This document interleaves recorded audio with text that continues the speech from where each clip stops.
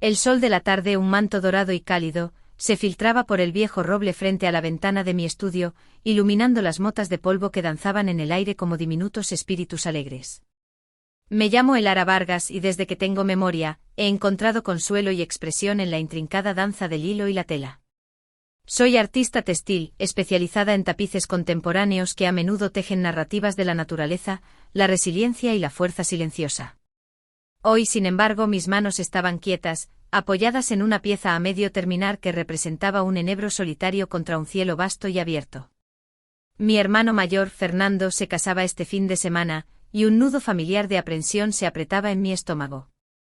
Nuestra casa familiar, Hacienda El Sauce, era un lugar de extensos jardines y pasillos silenciosos cargados de juicios.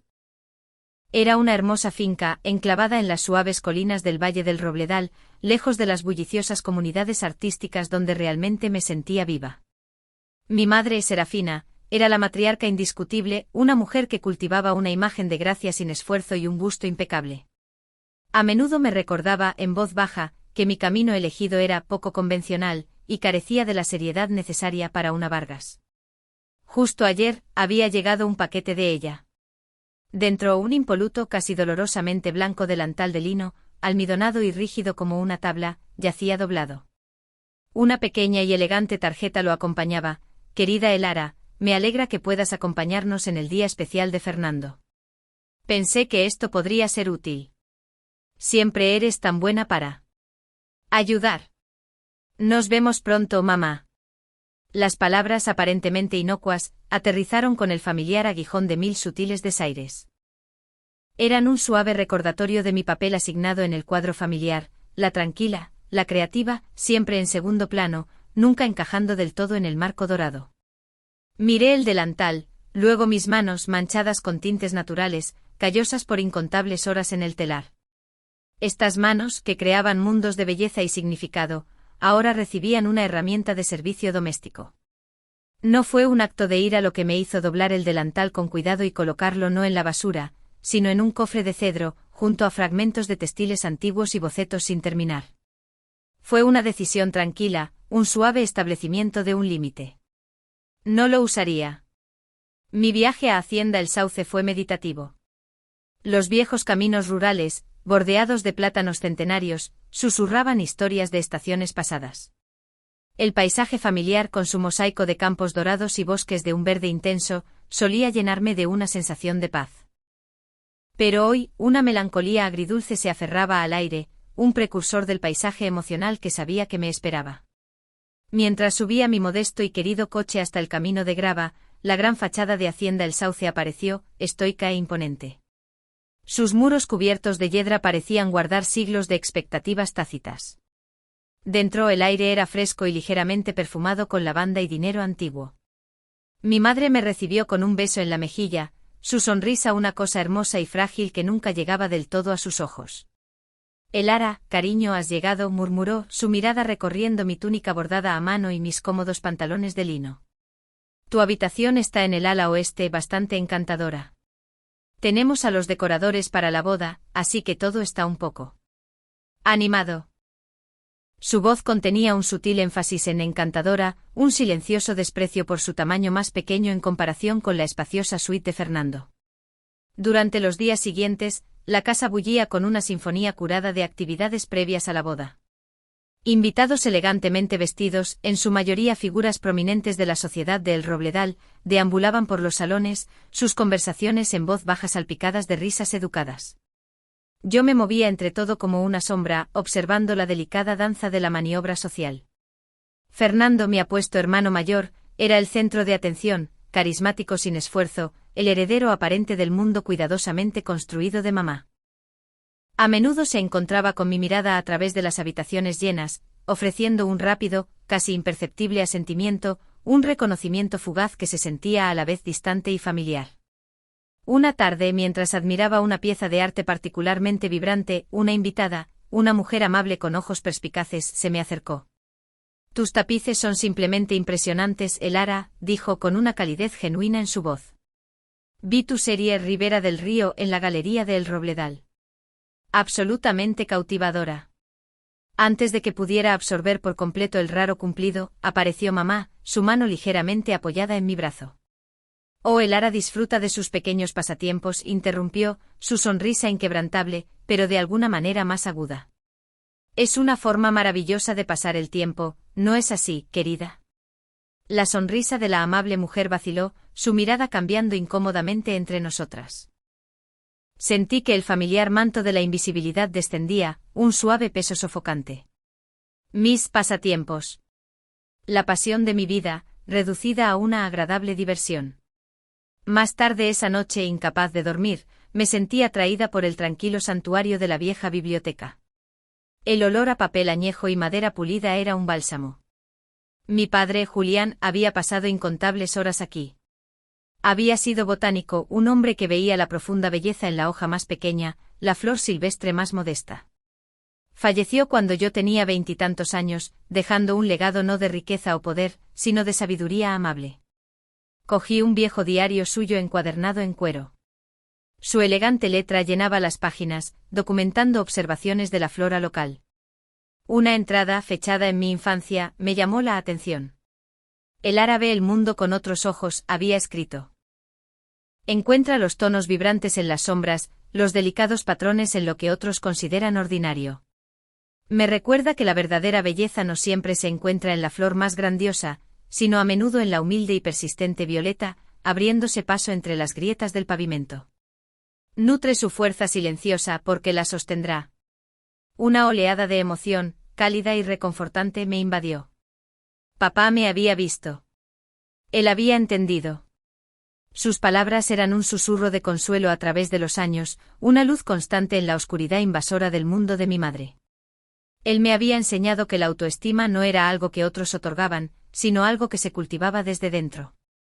Él creía en la tranquila resiliencia de lo que se pasa por alto, en la belleza duradera de lo discreto. Su recuerdo era una fuerza que me anclaba, un suave ancla en las cambiantes mareas de las expectativas familiares. Cerré el diario apretándolo contra mi pecho. La lucha por mi propia identidad, por el tranquilo honor del legado de mi padre, no se trataba solo de desafío. Se trataba de un profundo y duradero respeto por mí misma.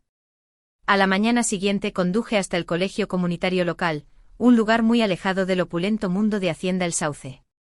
Me reuní con el profesor Arís Torres, un historiador de arte jubilado y un querido amigo de mi padre. Él había sido uno de los pocos que realmente defendió mi visión artística. Arís, con su cabello plateado y salvaje y ojos que brillaban con perpetua curiosidad, nos sirvió un fuerte té al Grey. El Ara, querida, dijo su voz un cálido murmullo, pareces a la deriva. Dime qué aflige tu alma artística. Le conté los sutiles desaires, el sentimiento de borrado, el constante mensaje tácito de que el trabajo de mi vida era meramente un pasatiempo. Arís escuchó, su mirada inquebrantable. Tu madre, Dios la bendiga, entiende una moneda de otro tipo, observó suavemente. Ella valora lo que brilla, lo que se anuncia con fanfarria. Tu arte, tu propia esencia, es un desvelamiento tranquilo. Requiere paciencia, presencia y un ojo perspicaz para apreciarlo verdaderamente. Hizo una pausa, tomando un sorbo de su té. El Ara, tu padre creía en el valor inherente de la autenticidad, en el poder duradero de la verdad. Quizás es hora de que desveles tu propia verdad, no con ira, sino con el poder silencioso de tu convicción. Luego metió la mano en un cajón y sacó un delgado cuaderno encuadernado en cuero. Tu padre me dejó esto. Quería que lo tuvieras cuando fuera el momento adecuado. El cuaderno contenía detalles cuidadosamente documentados del proyecto más preciado de mi padre, una extensa y virgen reserva natural adyacente a Hacienda El Sauce, un santuario que él había trabajado incansablemente para proteger y finalmente asegurar para el fideicomiso público. Mi madre, resultó, tenía planes de desarrollarlo, de transformarlo en otra comunidad exclusiva y cerrada, desestimando el apasionado legado ambiental de mi padre como una peculiar excentricidad.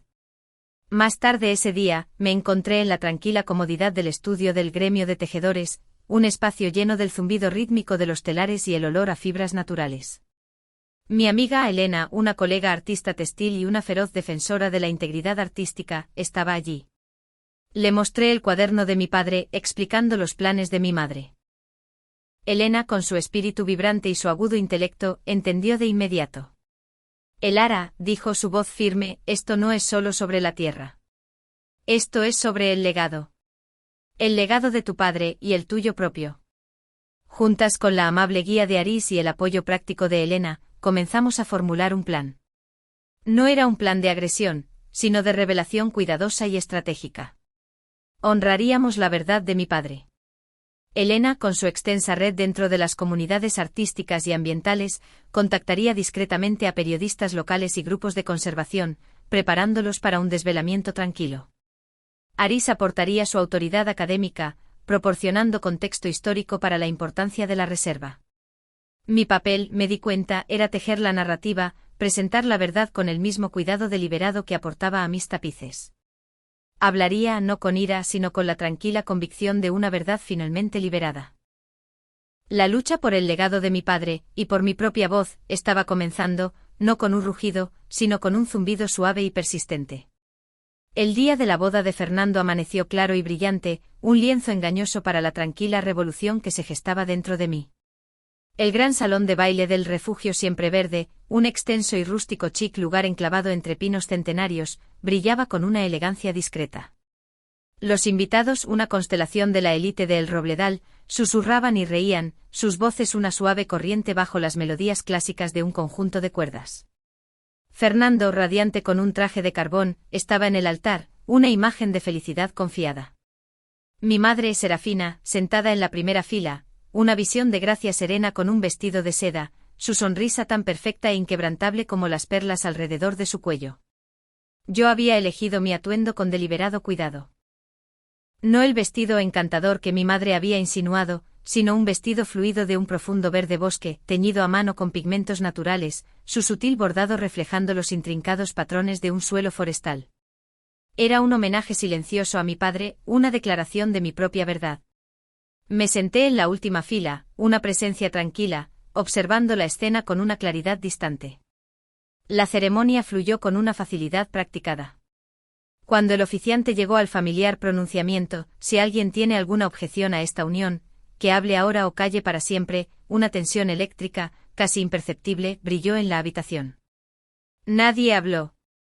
La objeción, lo sabía, no era al amor entre Fernando y su prometida, sino a la narrativa cuidadosamente construida de una familia que valoraba la apariencia sobre la autenticidad. Luego llegó el momento de los comentarios familiares. Mi madre comenzó a levantarse, sin duda preparada para pronunciar un discurso perfectamente elaborado sobre la unidad y la tradición. Pero antes de que pudiera llegar al micrófono, una figura diferente dio un paso adelante. Era la prometida de Fernando, Iris, una mujer de fuerza tranquila y calidez genuina, cuya naturaleza amable desmentía una feroz integridad. Con su elegante vestido blanco lucía impresionante, pero su expresión denotaba una solemnidad resuelta. Antes de comenzar oficialmente mi nueva vida, comenzó Iris, su voz clara y fuerte amplificada por el micrófono, quiero tomar un momento para honrar una verdad profunda, una verdad sobre el legado y el respeto. Luego se giró, su mirada recorriendo las filas de invitados, finalmente posándose en mí en la parte trasera. Elara Vargas, dijo, su voz resonando con tranquila convicción, no es solo una artista notable, sino también una incansable defensora de la preservación de la Reserva El Sauce, un espacio natural sagrado que su padre, Julián Vargas, protegió apasionadamente durante toda su vida. Un murmullo se extendió por el salón de baile. En ese preciso momento, un proyector discretamente colocado, activado por Helena desde un panel de control escondido entre bastidores, cobró vida en una pantalla detrás del altar. Mostraba no un monograma, sino una serie de impresionantes fotografías, imágenes exuberantes de la reserva El Sauce, árboles centenarios, arroyos cristalinos, raras flores silvestres. Luego una imagen digitalizada de los mapas dibujados a mano de mi padre y sus notas de campo meticulosamente detalladas, que delineaban claramente sus intenciones para la protección de la tierra. Simultáneamente un suave coro de campanillas y vibraciones emanó de los bolsillos y bolsos de varios periodistas y conservacionistas en la audiencia. Helena les había enviado un enlace seguro al dossier digital que habíamos compilado, documentos oficiales, testimonios de expertos de botánicos y ambientalistas y las entradas del diario de mi padre, todo confirmando su inquebrantable dedicación al futuro ecológico de la reserva. La sonrisa perfectamente compuesta de mi madre se hizo añicos. Sus ojos, generalmente tan controlados, se abrieron en un grito silencioso de incredulidad.